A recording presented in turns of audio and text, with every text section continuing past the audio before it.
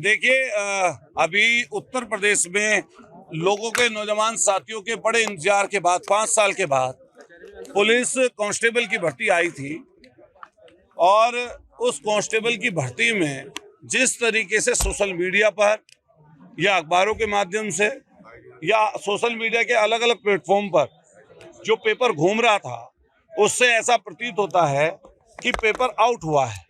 मैं एक जनप्रतिनिधि होने के नाते, क्योंकि हमारे ऊपर जिम्मेदारी है एक क्षेत्र की, अपने जिले के संबंधित नौजवान साथियों की और प्रदेश के लोगों की भी, हम सरकार से मांग करते हैं कि उनकी जांच कमेटी ने भी कुछ नहीं किया। इससे पूर्व में भी जो पेपर हुए हैं उसमें भी लगातार ये शिकायतें आई हैं सामने, और उन्होंने भी कितनी जगहों से लोगों को अरेस्ट भी किया है। और वो अरेस्ट की सच्चाई बताएं कि अरेस्ट करने वालों पर क्या मिला। इससे पूर्व के पेपर जो पेपर आउट हुए उनके बारे में जो उन्होंने जांच गठित की थी उसका आज तक कोई रिजल्ट नहीं आया। तो आज जहां 50 लाख नौजवान साथियों ने एक उम्मीद के साथ ये कांस्टेबल की परीक्षा दी थी, तो आज उनकी उम्मीदों पर पानी जो है फिर से दिखाई दे रहा है। तो ऐसे मौके पर मैं तमाम नौजवान साथी, आज सैकड़ों हजारों की संख्या में मेरठ में भी इकट्ठे हुए हैं, प्रदेश के अलग अलग कोने में इकट्ठे हो रहे हैं। तो हमारा सीधा एक कहना है कि तुरंत जांच कराकर इस परीक्षा को जो है पुनः परीक्षा के रूप में तब्दील कर दिया जाए। सरकार व्यवस्था करे कि प्राइवेट एजेंसी को देने के बजाय सरकार अपने खुद के हिसाब से ये परीक्षा कंडक्ट कराए, और जो ऐसे लोग दोषी हैं, जो पूर्व में भी दोषी रहे हैं या इस परीक्षा के पेपर आउट कराने में दोषी हैं, तो उनके ऊपर सख्त से सख्त ऐसी एनएसए के तहत कार्रवाई हो। और साथ साथ इसके हमारी सीधी मांग ये है कि ये जो परीक्षा हुई है इससे बहुत सारे नौजवान साथियों में, लाखों लाख लोगों में, बल्कि 50 लाख लोगों ने दिए तो 2.5 लाख लोग, 2.5 करोड़ लोग इससे जुड़े हुए हैं सीधे सीधे।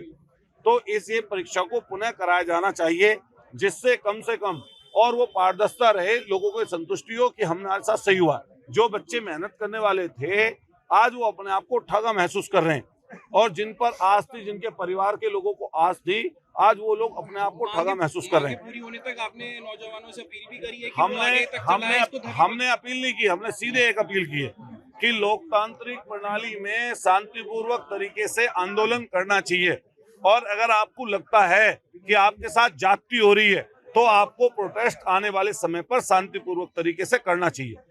आपने ये भी कहा कि सरकार इसको अपने उसमें ले ले पेपर को, क्या आपको विश्वास है सरकार पर? देखिए, सरकार पर विश्वास की बात, अच्छा ये बताइए, तो सरकार उनकी है जब 5 साल के लिए है, तो सरकार पर विश्वास करके तो लोग परीक्षा दे रहे थे, और वो विश्वास तोड़ दिया। जब वो विश्वास टूट गया तभी तो वो वाली बात हम कह रहे हैं कि विश्वास कैसे रहे, और सिर्फ लोगों को जातीय और मजहबी रूप देना, हर बात को जातीय मजहब के रूप में ढाल देना, ये चीज गलत है। इससे नौजवानों का भविष्य खराब हो रहा है। हम कहना चाहते हैं कि आज ऐसी स्थिति क्यों आन पड़ रही है। जब आप कह रहे हो 80 करोड़ लोगों को 5 किलो राशन दे रहे हो, तो आपने तो स्वीकार कर रखा है ना कि 80 करोड़ लोग हमारे यहाँ देश में राशन के लिए मोहताज हैं।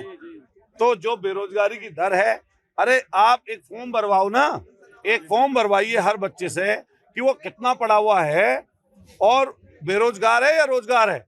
इसी उत्तर प्रदेश में करोड़ों लोग निकल कर आ जाएंगे कि जो बेरोजगार हैं।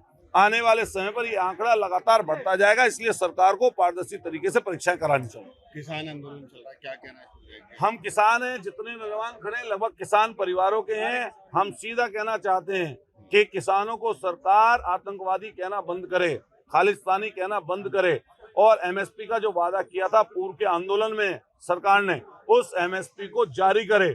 जब अपने दोस्तों का सारा बड़ा कर्जा राइट ऑफ कर सकते हैं, जब उनको माफ कर सकते हैं, तो किसानों को, जो देश का अन्नदाता है, कोरोना के समय में अगर देश की अर्थव्यवस्था को किसी ने बचाया तो सिर्फ और सिर्फ किसानों ने बचाया।